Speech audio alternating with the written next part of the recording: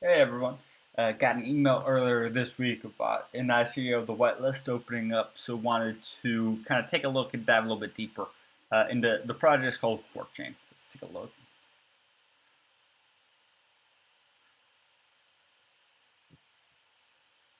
Okay, here it is. So it looks like it's going to start on the 15th of this month. The whitelist is open until then, and then they're going to do kind of a lottery. So we'll take a look at that in a second. Here are some of the token stats. So this is the price, which you'll kind of understand. There's a lot of tokens. So there's 10 billion of them. 2 billion will be sold. Kind of probably my least favorite part. Uh, they are only raising 20 million, and 16 of that I believe is already sold in the pre-sale. They do have a prototype. That's definitely exciting. And then their team is very, very good. Their advisors, unfortunately, I wasn't able to verify them on LinkedIn, so they only got 1 point. So their community is also very big. So they have almost 80,000 people in their Telegram now. So lots of people really interested in this project. So that's definitely exciting to see. It is kind of a platform. It's another kind of crypto. And then let's go over these. So it doesn't need a blockchain. Yes, it has its own. Is it the first to market? So originally when I saw this project, I thought it was just another that wanted to do a high amount of transactions per second, but it's a lot more than that. And I think there are some things that make it unique. Market demand, yes.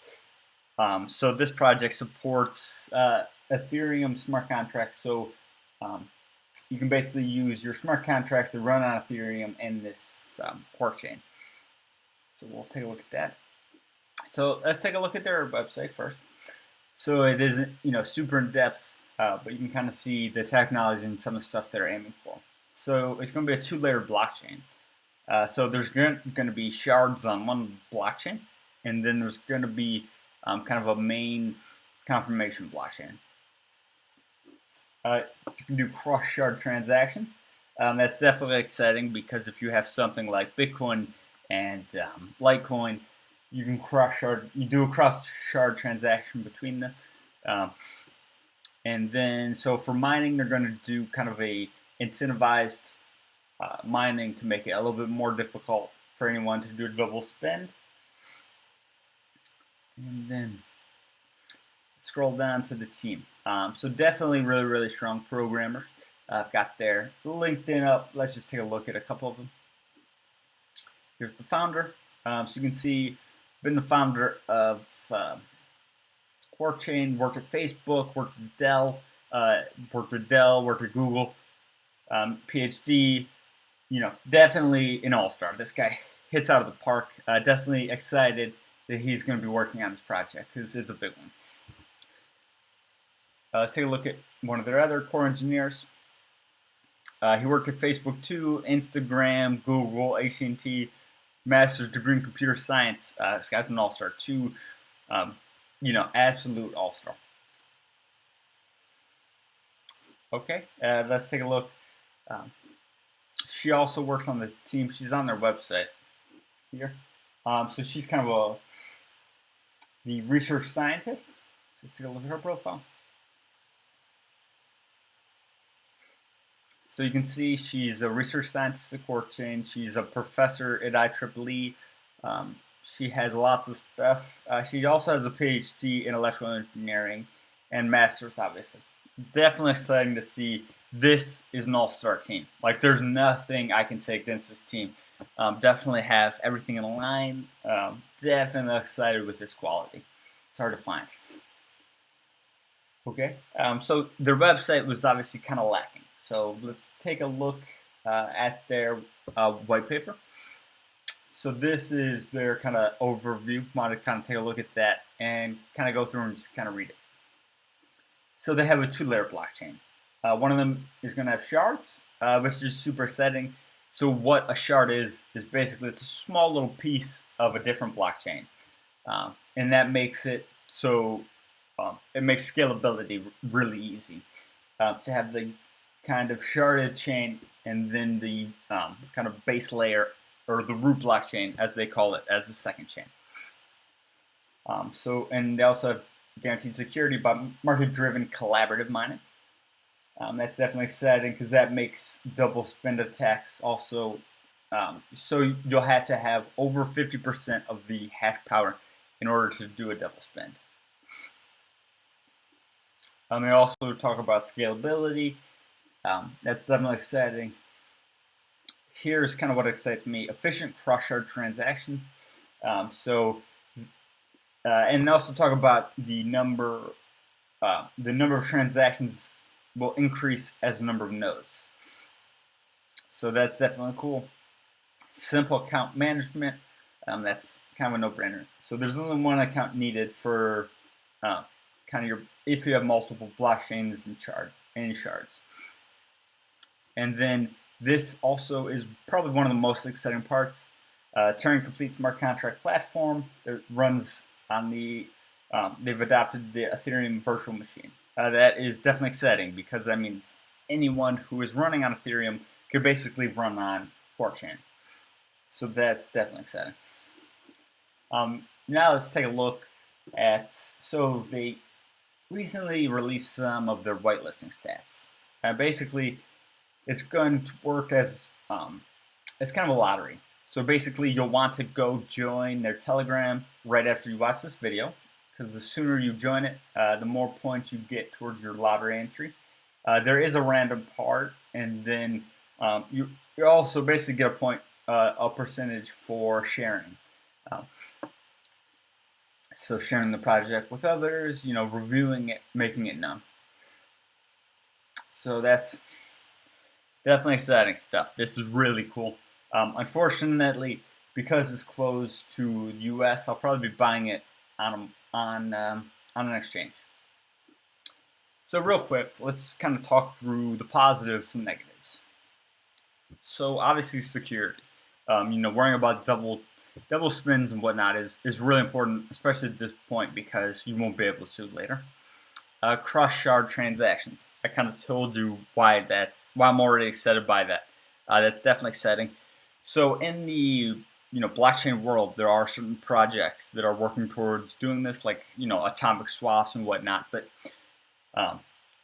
each chain would have to kind of implement that themselves, and this would basically be shard. So it'd be within the QuarkChain that these swaps would happen. This one down here is probably one of the biggest. I definitely like that they worked with the EVM to get Ethereum smart contracts and make that port easy, because that makes it sell a lot easier. And so they have a really big community, and there's only 4 million left in the public sale. So I'm sure we'll see it sell out. Okay, so what about the negative? There is some competition. So there are other projects working on high capacity throughput. Sharding. There are some other projects like Ethereum who are working on sharding. And really, if you think about it, if Ethereum masters sharding, then anything that runs on Ethereum could, master sharding as well. It's kind of a long stretch because it's a lot harder than that. And doing things like cross-sharding transactions are also a lot harder. One thing I really did not like about this project, they didn't mention fees or anything like that, if they'd be comparable to Ethereum or not. I didn't like how this project was marketed. If there was anything I'd improve, it'd be that. I don't think they set up this ICO very well. So the information's definitely scattered, had to kind of search for it, and there really isn't an official place to find all the details. So I didn't like that, and there's no one with really good business experience. So that kind of worries me, because it isn't, all about ideas and, having a good white paper and whatnot. It's about execution, and that, always wins hands down, especially for me. And so that kind of worries me. And the third part is the token metrics. So kind of none of the metrics line up. For example, their price is 2 cents, a little bit over 2 cents, and then they're going to do 2 million tokens, which would be 45 million. And they said their hard cap is 20 million. So I'm not sure how that lines up. And then they have another 45% of their tokens. They go towards what they call mining community marketing. And that's terrifying because they don't say when those will be released. So pretty much everything else they do say it'll be locked up for I think a year or two. But this they don't say, which really worries me because if there's all of a sudden 6.5 billion tokens, that's a lot more money. So when we're talking about flippability, that term definitely goes away because we have a lot more money to make up with for that. So just for example, let's assume worst case that there's going to be 6.5 billion tokens. That means for their 80,000 subscribers, that's about 2.5 Ethereum. A little bit like $1,800. That's not unheard of. This is definitely an exciting project. They have lots of people excited by it, and I think if they clarify the token metrics, that will definitely get more people behind it. So definitely excited for this. I'm going to be looking for it and probably trying to get it on an exchange. But if you guys are excited about it, go ahead and sign up for the whitelist. Start by looking at their Telegram group and join there. It is kind of geo-restricted, though there are lots of countries that can't participate. And unfortunately, I'm one of them. But there are some that can, obviously. I'll leave the link to kind of the whitelist details in the bottom of this video. Go ahead, if you like this video, go ahead and give it a like and share it around. Okay, thanks for watching.